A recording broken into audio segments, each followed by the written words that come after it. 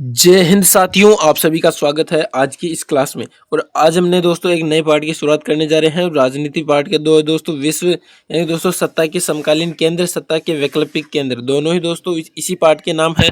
दोनों ही अगर आपको कहाँ पर मिल जाए अलग अलग तो दोस्तों डिसमिस मत होना, दोनों ही एक ही पार्ट हैं। तो आज हम दूसरे पार्ट की शुरुआत करने जा रहे हैं। हमने दोस्तों दो ध्रुवीयता का अंत को अच्छी तरह से उनका अंत कर दिया है और दोस्तों बहुत ही अच्छी तरीके से उस पार्ट को हमने मात्र 3 वीडियो के माध्यम से और छोटे-छोटे वीडियो के माध्यम से हमने उनको कंप्लीट करने की कोशिश की है। अभी तक आपने नहीं देखा है तो हमारी प्लेलिस्ट में जाइए और वहाँ पर देखिए और टेलीग्राम चैनल पर जाकर उनकी पीडीएफ प्राप्त कीजिए।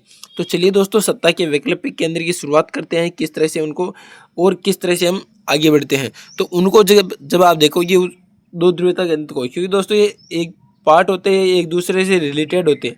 जब तक आप उसको नहीं देखोगे तब तक ये समझ में नहीं आएगा। तो सबसे पहले उसको देखिए, फिर बाद में इसको देखिए, आपको अच्छी तरीके से समझ में आ जाएगा। तो दो ध्रुवीयता हमने पहले पहले पार्ट में बात की थी कि यूएसए और यूएसएसआर यानी दोस्तों अमेरिका और दोस्तों सोवियत संघ, ये दोस्तों दो ध्रुवीयता।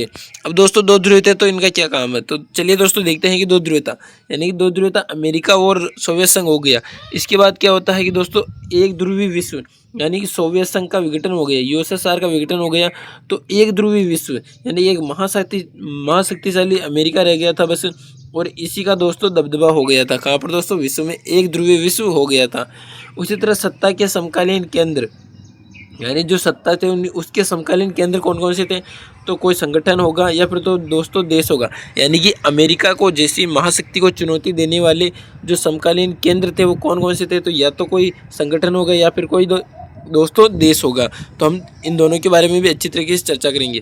तो दोस्तों एक संगठन है दोस्तों, उनको चुनौती देने वाला एक तो आसियान दोस्तों, यूरोपीय संघ, ब्रिक्स और दोस्तों सार्क, ये दोस्तों संगठन है जो दोस्तों बहुत ही अच्छी तरीके से विकसित हो रहे थे और एक प्रकार से अमेरिका को चुनौती दे रहे थे। तो चलिए दोस्तों क्या है देखते हैं।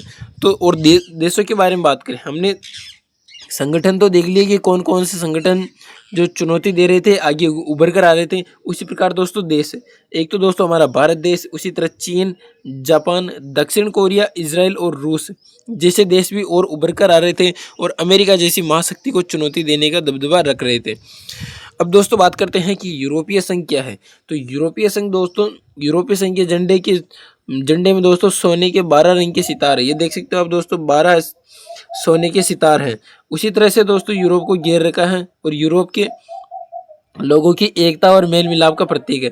यानी कि ये 12 ही प्रतीक है जो दोस्तों यूरोप यानी यूरोपीय संघ, उनका दोस्तों एकता का प्रतीक है कि जिस तरह से 12 सोने के तारे हैं उसी तरह से हमारा एकता है। तो ये दोस्तों एकता का प्रतीक है।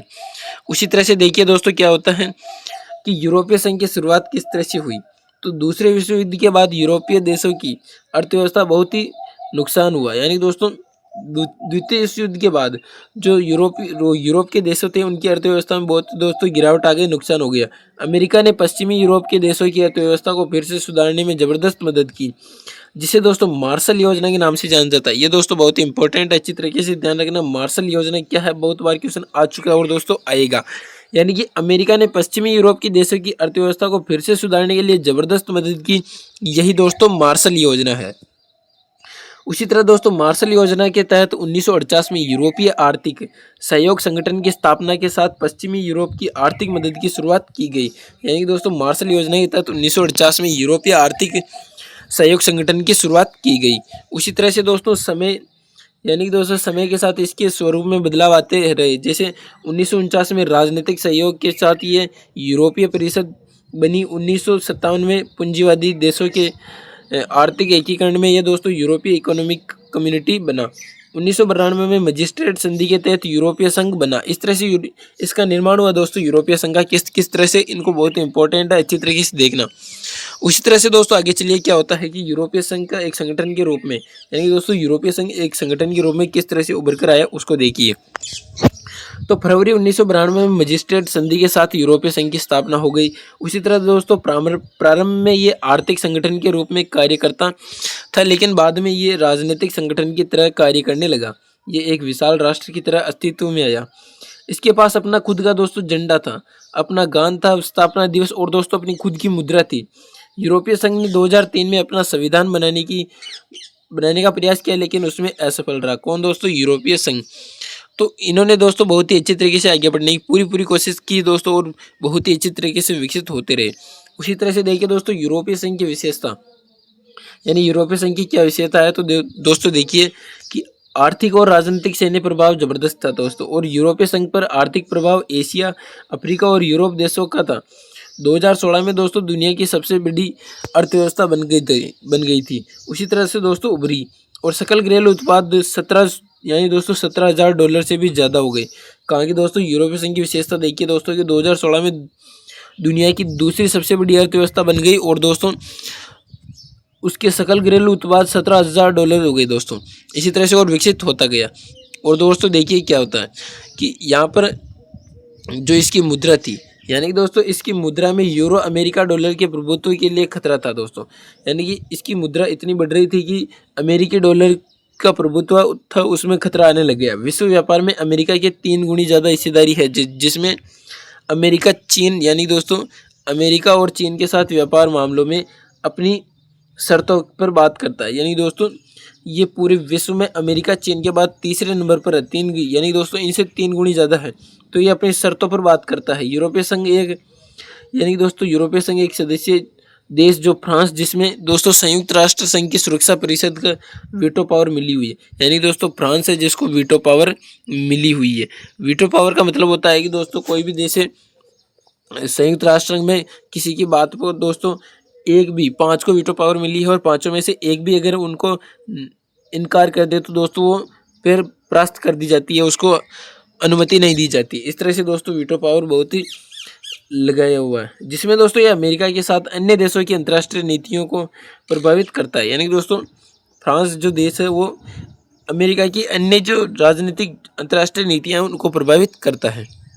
उसी तरह दोस्तों इसके पास दुनिया की दूसरी सबसे बड़ी सेना है, और इसका सदस्य फ्रांस, जो दोस्तों फ्रांस है इसका 27 सदस्य यूरोपीय संघ का, उसके पास दोस्तों 335 परमाणु हथियार है दोस्तों।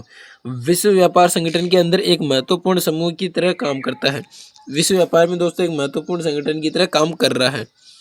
उसी तरह से देखिए दोस्तों कि यूरोपीय संघ की कमियां क्या है। यूरोपीय संघ के सदस्यों की देशों की अपनी अलग विदेश नीति और रक्षा नीति है। ये नीति यानी दोस्तों बार एक दूसरे के खिलाफ होते जाते हैं। यानी दूसरी नीतियाँ कई बार एक दूसरे के खिलाफ होती गई। जैसे उदाहरण, इराक पर अमेरिका का हमला जब हुआ उस समय ब्रिटेन ने इस हमले का साथ दिया, लेकिन जर्मनी और फ्रांस इसके खिलाफ थे।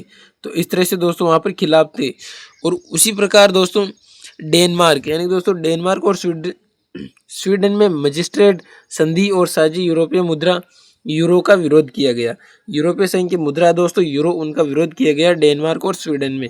यूरोपीय संघ की स्थापना के समय अब तक कई सदस्य देश अमेरिकी गठबंधन का हिस्सा रहे हैं। यानी दोस्तों इसका बाद इसका गठबंधन टूटता गया, और दोस्तों गठबंधन चेंज होता गया, अमेरिका के साथ मिलते गए।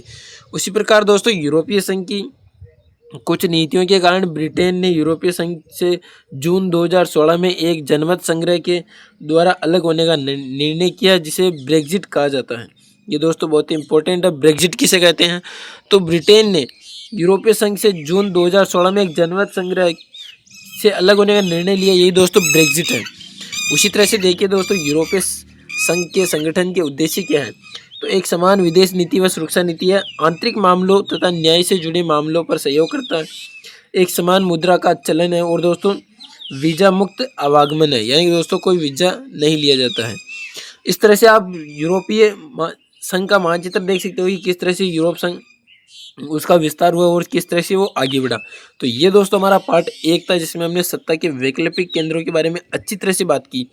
कल पार्ट 2 के बारे में और इस पार्ट को और आगे ले जाएंगे, निरंतर बढ़ाएंगे और पार्ट को ख़त्म करेंगे, और आपको जिस आपका लक्ष्य है उसको पूरा अच्छी तरीके से करने की कोशिश करेंगे। इस क्लास की PDF आपको चाहिए तो टेलीग्राम चैनल अपनी ज्ञानधारा से जुड़िए, और अगर आपको किसी प्रकार का डाउट है तो इंस्टाग्राम पर अपनी ज्ञानधारा पर आप मैसेज करिए, आपको रिप्लाई मिल जाएगा। तो तब तक के लिए मस्त रहिए, स्वस्थ रहिए, पढ़ते रहिए। धन्यवाद।